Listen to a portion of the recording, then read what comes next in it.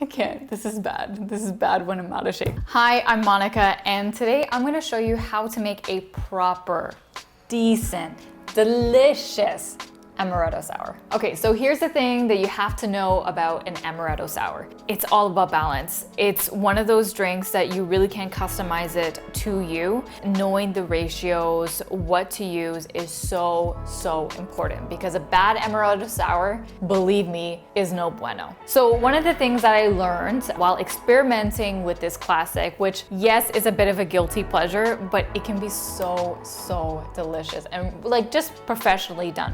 What I like to do is actually split a little bit of the Amaretto with some sort of bourbon or whiskey. This provides a little bit more weight, more body. And because Disaronno technically is a liqueur, you don't want all that heavy sweetness. Most spirits don't have that. So why make it all just Amaretto? That's my little note about that. So if you love it all the way through with just Disaronno, that's fine. I'm gonna show you the way that I personally love it, that I think has a little bit more balance and more body, things that you're gonna want. What we're gonna need is our shaker. As I've always said, if you don't have a shaker at home, use a mason jar. I want you to be creative with what you have at home. So I'm gonna grab my shaker and we're gonna put 1.5 ounce of Amaretto. So I'm using Disaronno because it's iconic, it's delicious. It can get a bit sticky if you haven't used it in a little bit. So we're using predominantly more of the Disaronno than the whiskey. I really want these flavors to come through. So what I'm gonna pour is 1.5 ounce of this liqueur. Okay, so we're gonna put the Amaretto and then we're gonna put 3/4 ounce of bourbon. Use whatever you have in the house. I'm clearly running out of Basil Hayden's and needing more room in my bar, so I'm just gonna get rid of this. But it's also an excellent bourbon to kind of mix with. 1/2 ounce of that. If you want to use a rye, you could. Just try and make sure that it's not too sweet. I know a lot of expressions of ryes can be in that way, but you want that spice more out of your whiskey.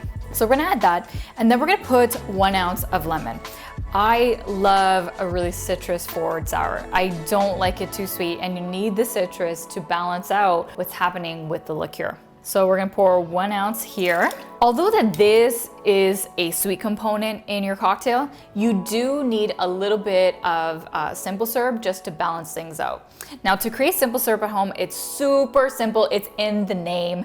It is 1 part sugar and 1 part water. A lot of people, just so you know, some people will create a rich simple syrup, which is actually 2 part sugar to 1 part water. So be mindful of, your recipes. If it's tasting a little bit off, it could be just because of the simple syrup and what the ratio is. So I'm not gonna put a lot. In this, if it didn't have Disaronno, I would probably put equal parts of the sugar and the citrus. But because we have the Disaronno and a nice heavy portion of it, I'm just gonna pour 1/2 ounce. And that's just to bring all the little flavors together, because sugar is just like salt. It's only gonna enhance. You just gotta measure it appropriately. Now, like always, we're gonna be using our egg whites. You don't need to use egg whites if you absolutely get grossed out by the idea of egg whites in your cocktails. You can use something called aquafaba, which is that leftover liquid from a chickpea can, what is soaking, that's called aquafaba, and will actually do the same foaming effect as egg whites. So just a little side note,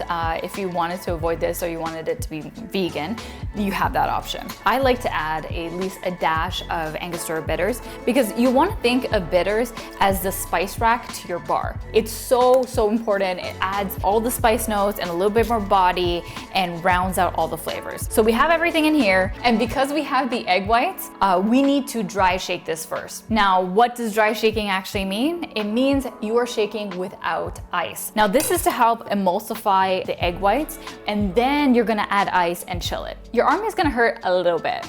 A lot. It's worth it for the love of a good cocktail. What I like to do, obviously to slam it, I like to make sure that one side is a little bit more linear than the other. It will make it a lot easier to open up your shaker.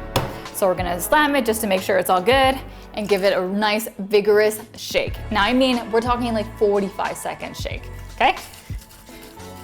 I'm gonna shake it a little bit more. Ooh, you know you did a good job if there's quite a bit of foaming going on before even adding the ice. So let's grab our ice and then shake it again. Gonna add our ice.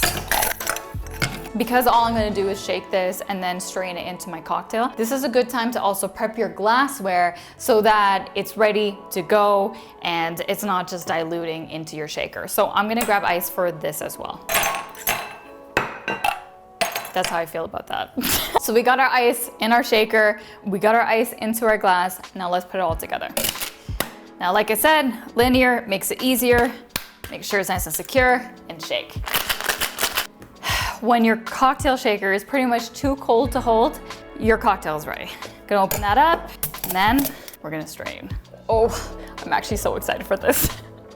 I know it's a guilty pleasure cocktail, but it is money. It is so good when it's done right.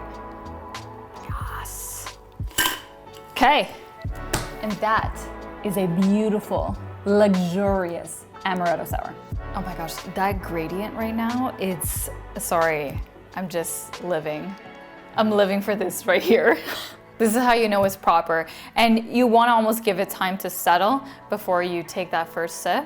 So I'm gonna get it right now.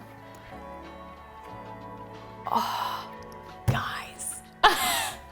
Why is this so good? Okay. Oh, I hope you come back. I know you're gonna come back. If you taste this, if you shake this up exactly how I did, I know you're coming back, and I can't wait to see you next so that you can become a more confident home bartender.